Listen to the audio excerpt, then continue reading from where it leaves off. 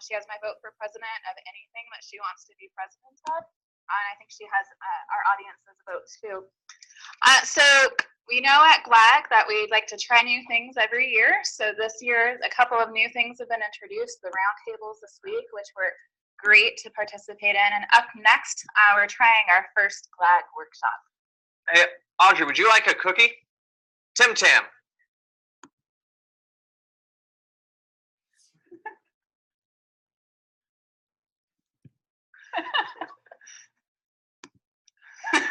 Yes, it worked. Cross-coastal Tim Tammy. So I'd like to introduce Audrey Denning from Vivaic, one of our global learning partners for GLAG 18. She's going to walk us through a workshop on planning and evidencing global learning impact in agriculture. And this would be a great time if you don't have your program handy to pull it out or bring it up online and flip to page 24 for some of our workshop materials. Audrey, we're handing it off to you.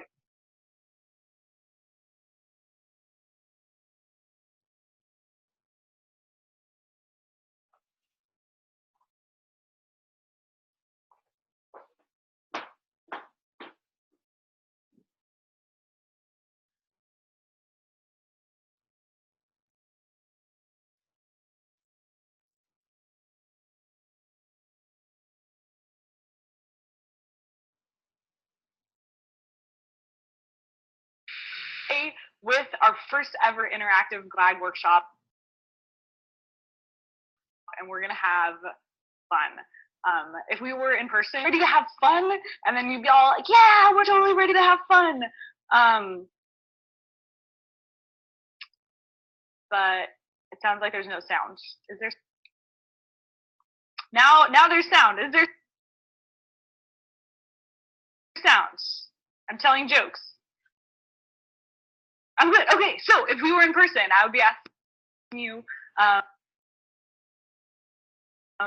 you ready to have fun? And you'd be telling me yes, but I'm going to be a very, thank you, Jen. Jen's ready to have fun. So it's going to be a very interactive workshop. Check out if this has been a long day of listening and learning and you are like, I'm just going to sit on the couch with my glass of tea and relax, you are in the wrong. Going to be a time to be thinking, to be synthesizing, and to be bringing together everything that you learned today. And the only thing, a printed or digital copy of the program,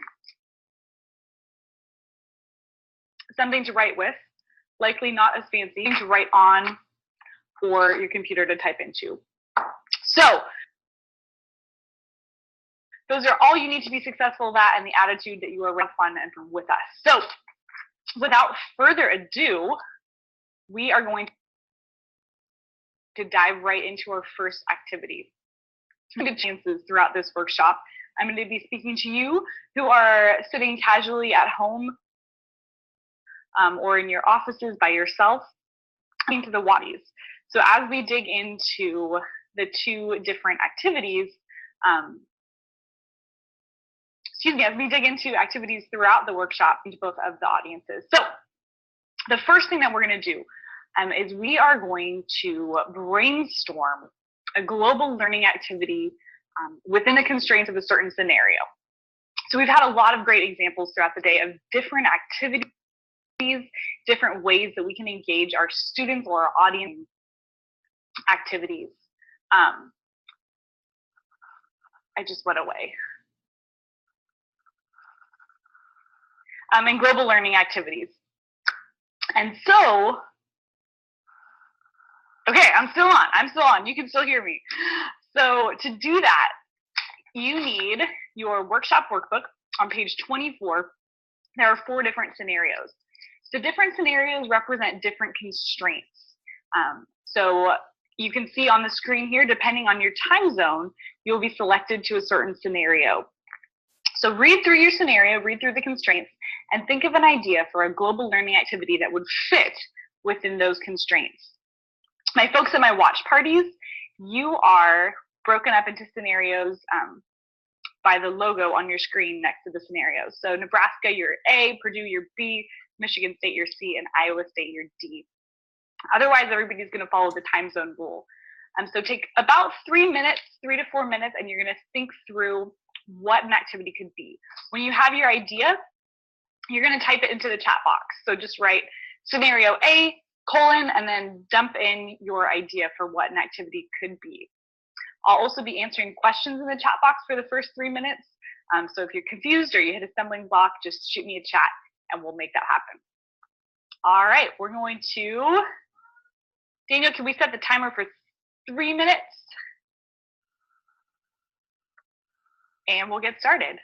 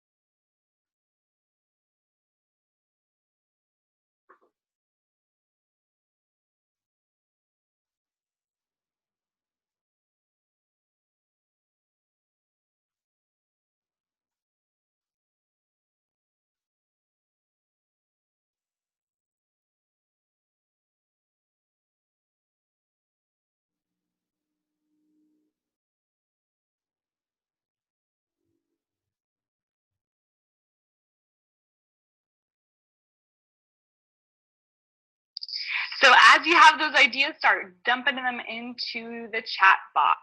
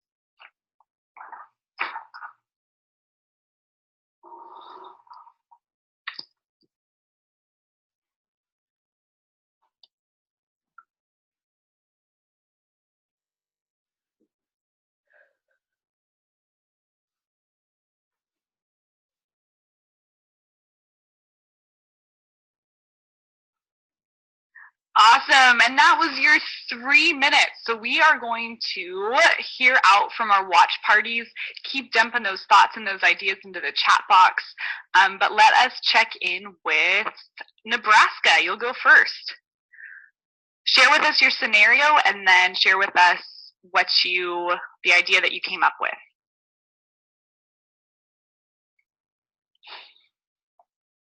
Okay.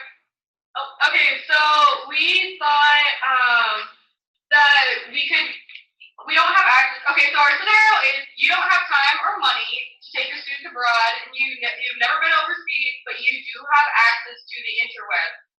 So we thought that you could do either written pen pals or virtual pen pals.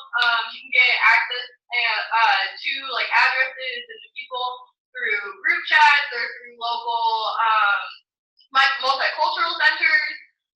You can also do Skype sessions. So we know that there are Facebook groups and like Twitter handles that you can get into contact with different teachers from different parts of the world, and possibly be able to Skype into classrooms so that both their students and your students can be interacting. together. We also thought that maybe partnering with a multicultural center or a university to get funding or to use their resources might be a good idea.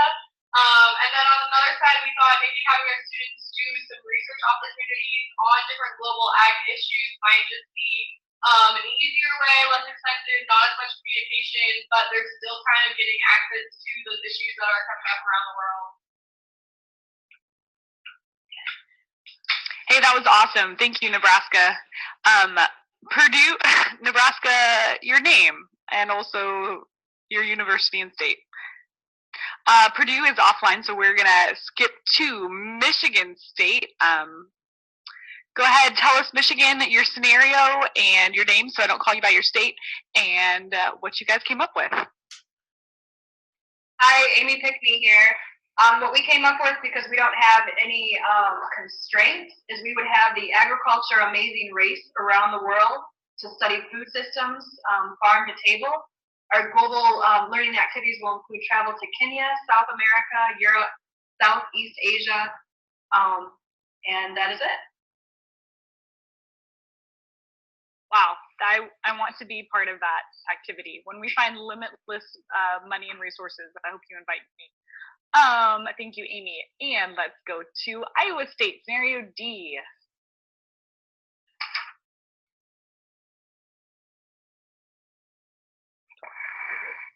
Hi there, can you hear me? I can hear you great. Excellent. Thanks, Miranda. I'm from Iowa State. Our scenario is D. We don't have the money to take our students abroad or personal contact living abroad, but we do have firsthand knowledge living abroad, or working abroad, excuse me. So we had a couple ideas. One of our first ideas is to get our students engaged and interested. Is to use personal photos and our life experiences to help get them invested in the project, whatever it may be. Then we would probably reach out to local sources or corporations or places like AgriCorps to see what needs are out there. And then probably some kind of a fundraising activity allowing us to get involved, get invested. And we'd like to Skype with students in other countries too to see what their experiences are like and how they may be similar or dissimilar to our students. Awesome. Thank you so much for sharing that. That's a great perspective. I hope that gave you a little bit of insight, a little bit of thinking around how we can utilize global learning in our classrooms, regardless of whether we have the money or the connections abroad. And with that, I'd like to introduce you to the Immersive Experience Continuum. Now, when I sat down with some of my amazing coworkers at Vivaic, we were thinking through what could this look like? What does it look like to get American students experience with global agriculture? And we came up with 4 different buckets, if you will. A continuum from fully immersive to moderately immersive to mildly immersive to not so immersive at all. And a couple of these things were highlighted in the scenarios already, but a fully immersive experience might look like a firsthand experience abroad, a lot like the agricultural amazing race, or even just some sort of study abroad trip would be the most immersive type of experience. A moderately immersive experience we categorized as primary research. So when you are having direct contact with people who live abroad. We heard earlier about pen pal relationships with sister schools, using the internet to connect in various ways. That is allowing your students to have firsthand experience with real people, even though you're far away. A mildly immersive experience we categorized as something that is designed to help your students feel what life is like abroad.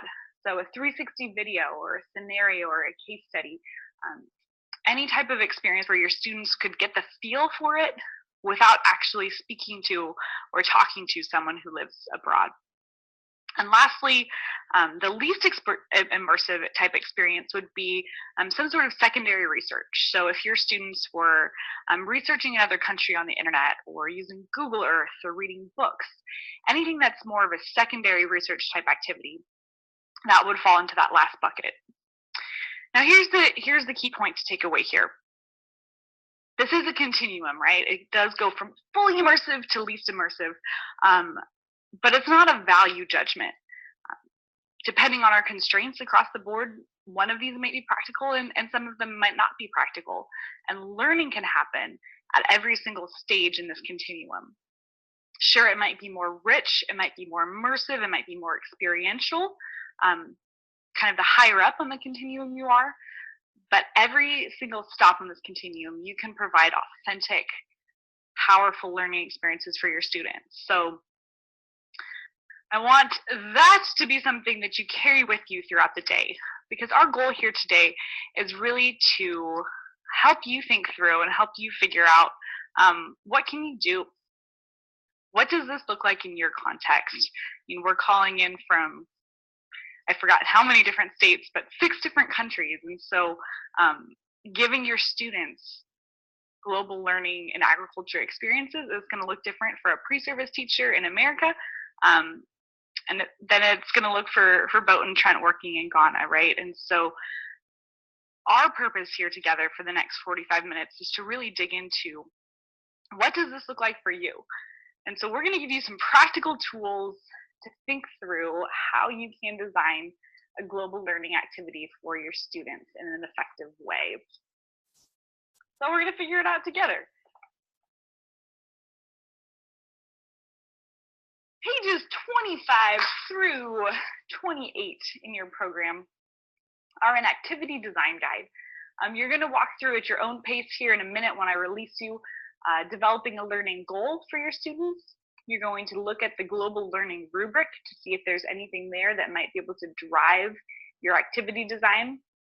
You're going to identify the constraints that you have in your particular scenario, and you're going to find your activity's place on the continuum that we just mentioned. The first thing that we want to think about is designing with the goal, designing the learning goal. So designing your activity, thinking it through with the goal in mind.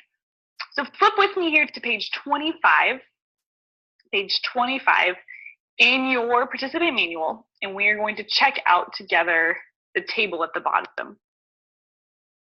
So when we at Vivaic think about designing learning solutions for our clients, we think about what's the end goal? Not the specific learning objective, but what is the overarching outcome that we want to have happened with our students, with our learners. And that end goal, that overarching outcome, is really what designs and informs the architecture of the solution. So I'm going to introduce you to 3 different end goals that might be applicable for your students. And the first one is knowledge acquisition. Okay, so this is for your students to be able to understand something, to recall information, to comprehend something. Your success in teaching them that really depends on effective instruction. Okay, so the things that we'll be thinking about are using discussions, using student presentations, and effective multimedia to really drive home that content. Okay, so that's our knowledge acquisition bucket. You might have a skill in mind that relates to global learning and agriculture. Maybe it's cross-cultural communication, or something where they're actually building and practicing a real hands-on practical skill. And to be successful in that manner, you're going to need to be thinking about giving your students the opportunity to rehearse their new skill, and then you being able to coach them and give them feedback. Things to think about with that one are using case studies, using scenarios, developing simulations, and maybe even modeling the skill for them. The last bucket I want you to think about is the mindset shifting bucket.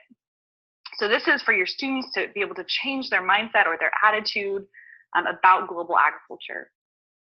So this one's really, I believe, the most fun. But when we're thinking about trying to shift people's mindsets, we have to think through giving them an experience that violates their expectations and creates that cognitive dissonance. Okay, they have to be able to hold these 2 kind of competing thoughts and ideas in their head at the same time. And then your job as the teacher is to guide them through a reflection process. You can't force them. You can't ever make somebody think what you want them to think or believe what you want them to believe, despite how nice that might be.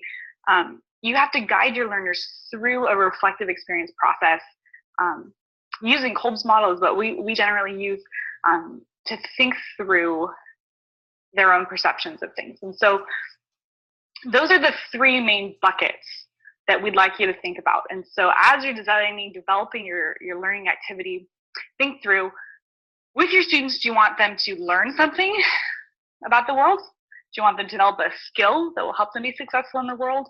Or do you want to shift their mindset around global learning and global agriculture? Okay, that's the first of the 4 things I want you to be thinking about when I release you. The second thing is on pages 26 and 27. So ignore the slide on the screen and look at pages 26 and 27. This is a draft rubric that the Association of American Colleges and Universities put out for global learning value. It walks you through 6 different areas that you could be driving towards. If one of these areas makes sense for in your context, and you say, hey, yeah, I would really like my students to learn more about global self-awareness, maybe hone in on that part of the rubric. If none of the 6 of these make sense in your context, I want you to ignore this piece and design something that makes sense in your context. Okay, this is all about creating something that will be useful for you. So the 6 buckets are global self-awareness, perspective taking, cultural diversity, personal and social responsibility, understanding global systems, and lastly, applying knowledge to contemporary global contexts. So if any of those call out at you, jump out at you, you can hone in and read the different parts of the rubric. But again, if none of those really work for you or make sense, then skip that part. The other 2 things that you need to think through are the constraints. We thought through some of those constraints in our first opening activity. A lot of them are money, time, and the ability to actually take students overseas. So think through those and other constraints. And then brainstorm your activity and mark where it fits on the immersive experience continuum. If you get stuck and you're like, oh God, I just don't know what to do, scroll back up through the chat box, because there were so many really great ideas coming in from all over the country, all over the world in our opening activity. So your task is to take 10 minutes, work through the 4 questions on page 28, and start designing your activity. When we get towards the end of the 10 minutes, I want you to start dumping your ideas into the chat box, okay? We'll use that as a place to share out our ideas, as well as to share your ideas with other people and to capture some of the wisdom that you folks have in you. Also, if you have questions, I will be on mute, but I will be answering questions in the chat box as we go. All right, let's get that timer started and we'll get to work.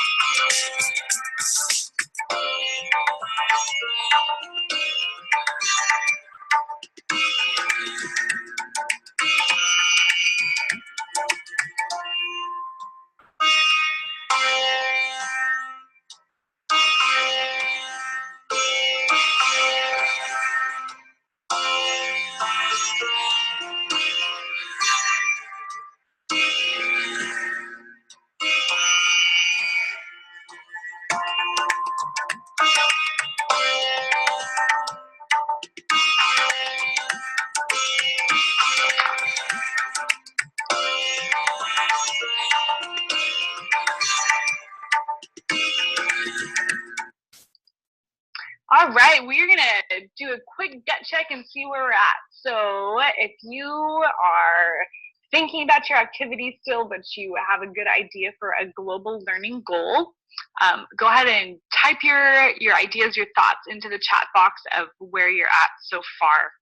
I give you a lot of things to think about in that 10-minute time period, but I'd love to just check in and see where you're at. So take about 60 seconds and type whatever your thoughts are right now in the chat box, and then we will check back in another 60 seconds.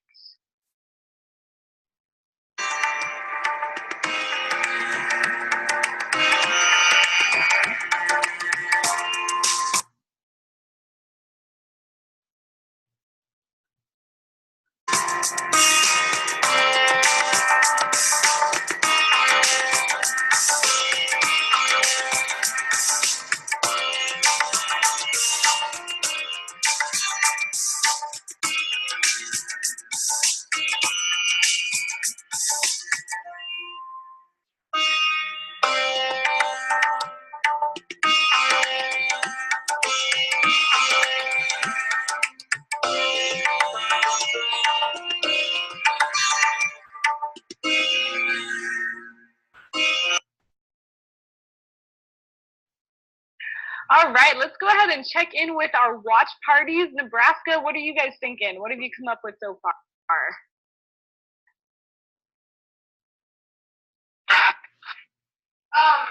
So we thought for our global learning goal to just do the first one that students would be able to recall and understand information, and we chose this because we felt like some high school students might not be aware of some of the ag issues even in our own country, let alone other countries. So just to start off with that first goal. And the learning activity that we designed was to have like the globe beach ball and throw it around the room. And then when the student catches the ball, whatever country is underneath their like right thumb, they have to research that country a little bit and do a little like maybe 5-minute presentation about the ag issues in that country, or maybe maybe have them compare the ag practices in that country to the United States. And the continuum that falls under is probably at least immersive. And then we decided that the aspect of the global learning value rubric, it would be under global self-awareness. Global self-awareness for the value rubric, is that what you said? Yeah. Awesome. Awesome. Hey, thanks, Nebraska. Do we have Purdue on? Do we have their audio worked out, or are they still? We'll skip to Michigan. Let's go to Michigan, and then we'll head to Iowa. Michigan, where are you guys at so far?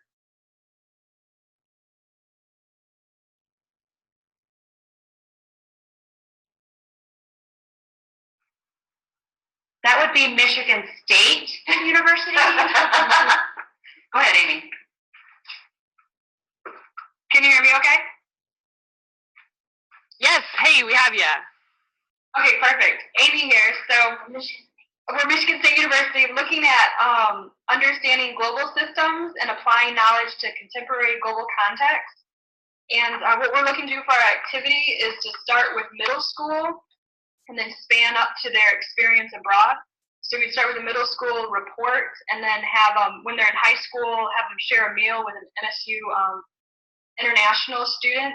And then when they come here to be an MSU student, they would do some research related to the interest of their country. And then they would go abroad and visit the international country where the student that they met when they were in high school. And that would go through the continuum of across their experience, their immersion experience. And so we're looking at really having a multi-year experience for the students. And I think that summarizes. That's awesome. And this is Amy. This is Amy, right? Yes. Awesome. Thanks, Amy. That's great. That's a really, really, really, really neat concept. Thanks for sharing. And Iowa State, where are you at? Iowa State. Oh, yeah. Okay. Hi. So what we actually first did, instead of deciding the goal right away, is we were thinking we should decide the need first. And that would be something we could kind of incorporate the students in with first, was selecting an organization that we could help fundraise for. And so we were thinking maybe we could have high school students raise piglets and feed them with like lunch school scraps and then sell them for fundraising for a selected organization that the students help pick out. And we would have the students interact with those international students or whoever they're supporting via Skype or Twitter and maybe discuss like the differences in raising livestock and get some kind of global ag like lessons in with that. So we figured our global learning goal would probably best fit under shift the mindset around global agriculture. And we thought it fit best on the continuum of being moderately immersive, since it's kind of more research, like directly with the country. And the aspect of global learning value, we figured it probably fit best with personal and social responsibility, as well as cultural diversity, because you're kind of learning about another culture along with it.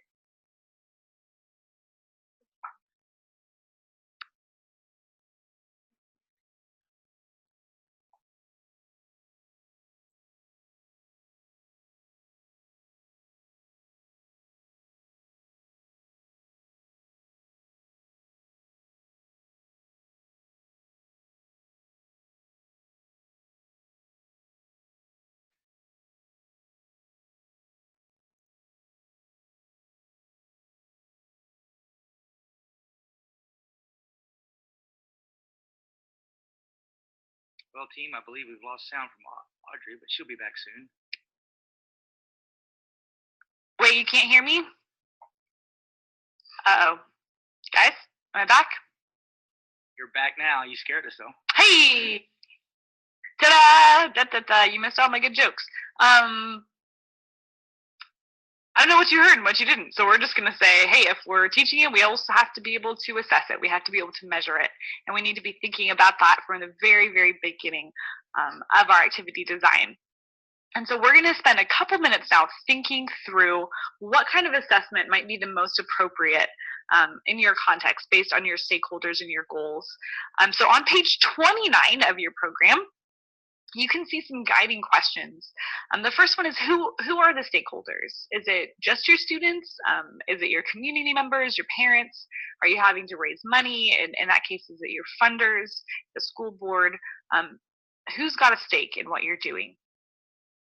The next question to think about is what do they value? And then thinking through what you're trying to show.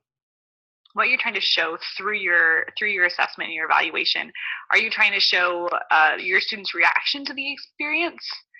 Are you trying to show what they learned? If their behavior changed? If there were any results that came from the experience? Was there a societal impact? Or even, your return on investment. If you're taking students overseas and you're having people raise money for that, then what is the ROI to those funders? Then thinking through what avenue you'll use to determine if you achieved your desired outcome. So will you test your students? Will you have them write an essay? Will they do a presentation? Will you observe them? Thinking about what avenue you will be able to collect that data from is pretty important. Below, you'll see 4 different assessment models listed out for you, with some links for you to learn more. You probably won't have time in the 5-minute period to really dig into some of those assessment models, but we wanted to make sure that you had some additional resources that you can go tackle on your own. But the big takeaway question that you'll want to spend this time thinking about is what kind of assessment might be the most appropriate based on your stakeholders and goals. So you'll think through that, you'll dump your ideas in the chat box, and then we will check in with our watch parties one more time and see what assessment mechanism they think they'll use for their activities. All right, as we go, hit me up if you have questions in the chat box.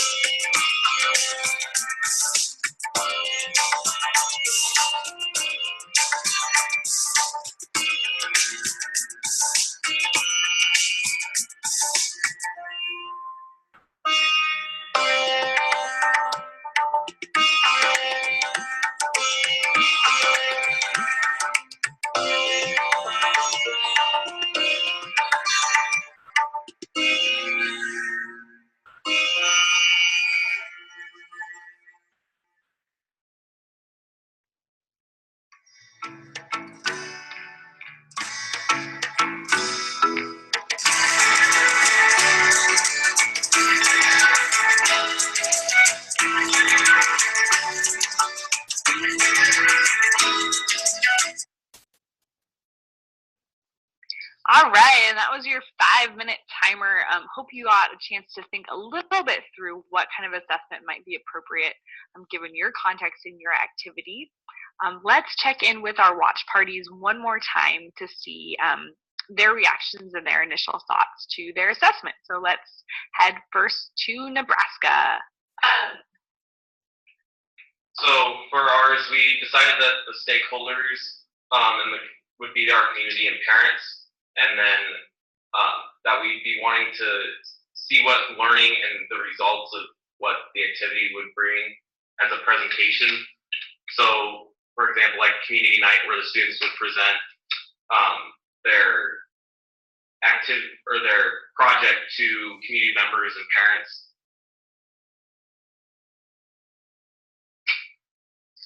That's a great idea. Awesome. Thank you so much.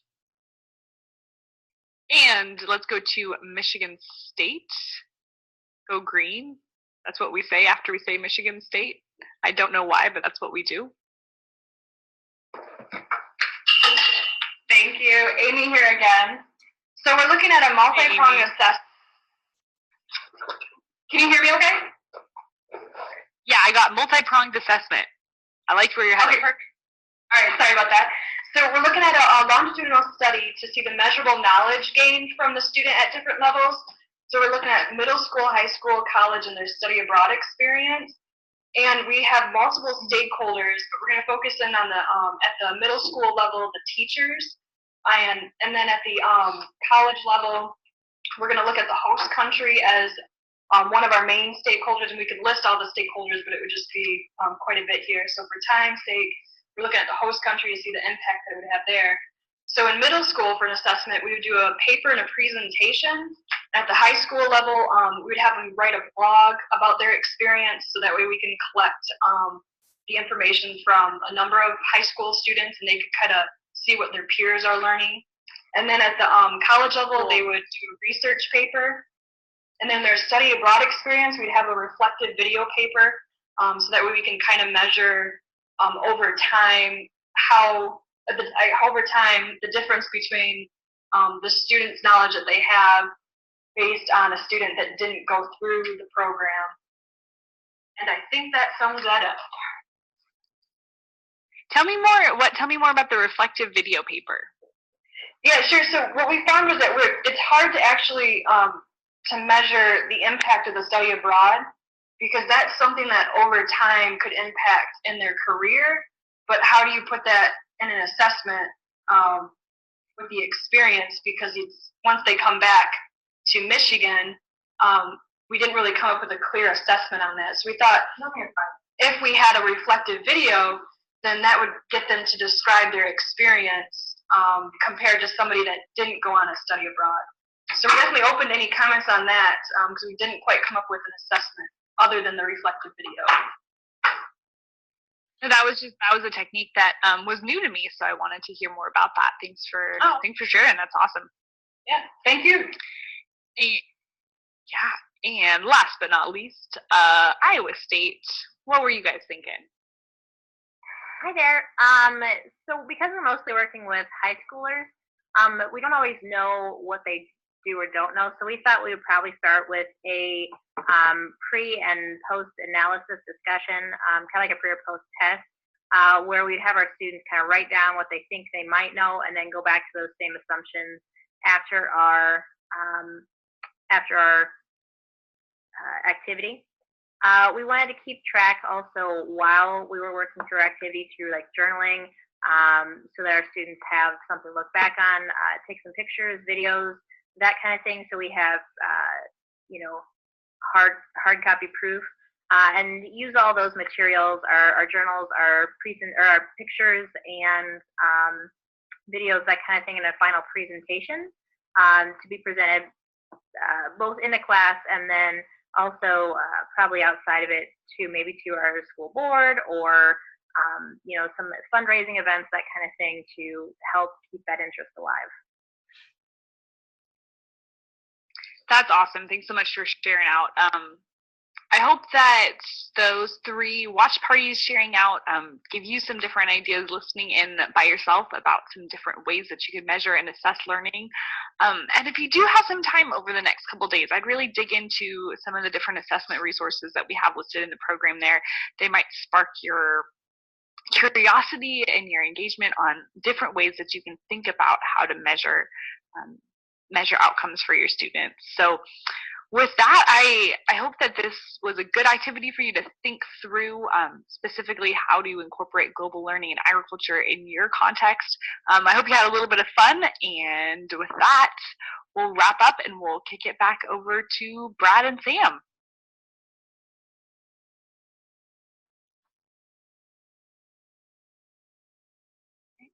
Thank you so much, Audrey, for this interactive workshop. I think it really added a great dimension to our GLAG 18 week. And thank you to our watch parties at Nebraska, Iowa State, Michigan State, and sorry, Purdue, that you had the technical difficulties, but we know that you still hung in there and participated. So thanks to all of you for your watch parties, and hopefully those of you watching at home or at school. Outside of watch parties, we're also able to